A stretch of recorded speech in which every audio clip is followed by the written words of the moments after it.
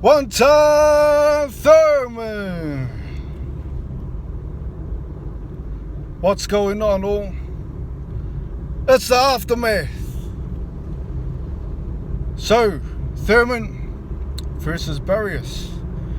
After the fight, thanks for tuning in once again. Always appreciate your time. So yeah, as I was saying, man, in the breakdown that Thurman would beat him. And that he did, he beat him comfortably. There was a lot of people that thought that Barrios would win that fight. A lot of boxing fans, locals and things like that. Everyone that I've talked to was backing Barrios to win. Now, I know it's all to their own. Everyone has to stick to their own opinion. But at the end of the day, we're talking about Keith Thurman here. This is a guy that's only lost once. This is a guy that fought legendary Manny Pac-Man Pacquiao. You know what I mean? Barrios hasn't really fought anybody worth mentioning, in my opinion. Keith Thurman has beaten Shawn Porter. A guy that's is a hard challenge for everybody. Keith Thurman has beaten Danny Garcia.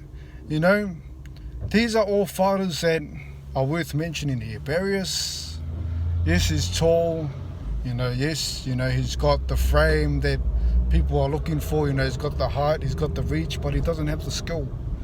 And we saw that against Tank Davis. Tank Davis knocked him out. And it's simple as that. I was expecting Thurman to win easily. I did say the only challenge that Thurman would have is trying to knock him out earlier than Tank, and that was the case in this fight. He was unable to knock him out.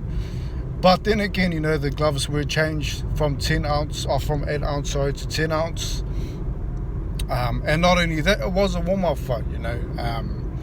I don't think Thurman was taking too many risks, especially when he knew he was ahead on the points, ahead on the cards, and he basically schooled him. It was as simple as that. Barrios did land one good shot, which was a body shot, but Thurman was able to recover, and in my opinion, he won nearly every round. It was very one-sided. It was what I was definitely expecting from Thurman.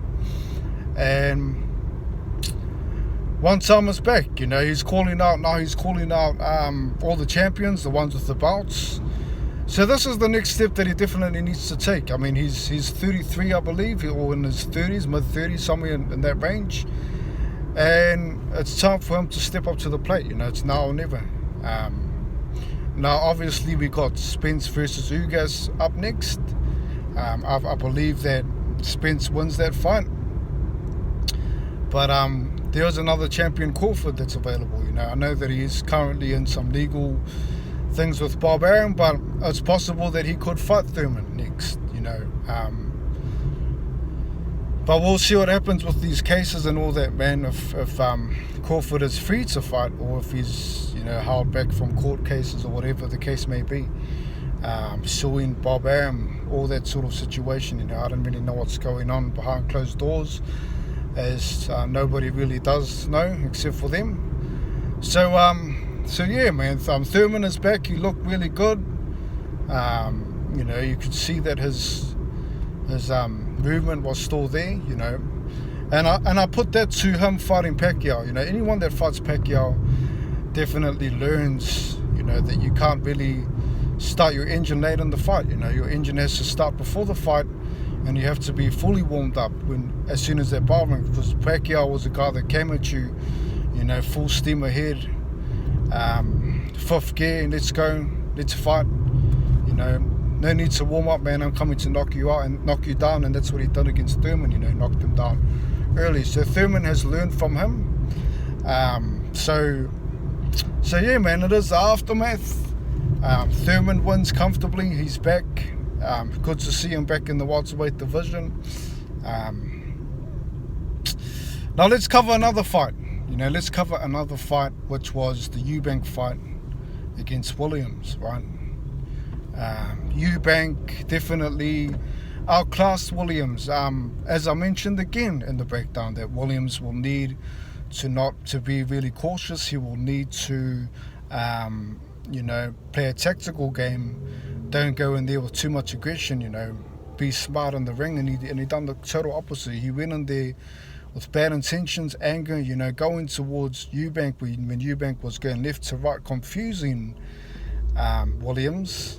So Williams didn't really know where the jab was. This is what a mobile jab is, when someone's moving from left to right, side to side, and he hits you out of nowhere, and that's what happened with Williams. He was going in with power shots, and he couldn't read Eubank. Eubank was slipping jabs, clean shots. The momentum from Williams is putting him down numerous times, first round, and then he got back up, got knocked down again. I believe there was 4 knockdowns in that fight, including in the later rounds. Now, Eubank really came out there with a different style. I'm usually seeing him coming forward, hunting down the guy, throwing looping hooks and things like that, But in this case, he was very slick. His movement was really good, and you could see that Roy Jones had a big impact on that, on his style. It was very different to what I'm usually seeing. Now, that was a good win for Eubank. It was a comfortable win, and I believe it will set him up for a big fight. There's plenty of fighters out there that's ready for that. And that will be the next move for him. When you win like that, it really does bump up your performance level and all that, man. Where people want to fight you, and not only that, he also has the name. He is a Eubank Junior. You know what I mean? His dad was a good fighter, so I'll see him in a big fight next. He clearly dominated Williams. Williams did compose himself after he hurt his eye. That's when he realized, I can't be as forceful as I am. I've got to really pick my shots properly and, take my time. And he did that. He was coming back, but when you've been knocked down so many times, the pressure really built up on him, and, he was chasing the score from round 4, and it's hard to come back after that. These are 10-8 rounds, this is basically saying that Eubank's won half of the fight, so great performance from Eubank, great performance from Thurman. It is the aftermath, man.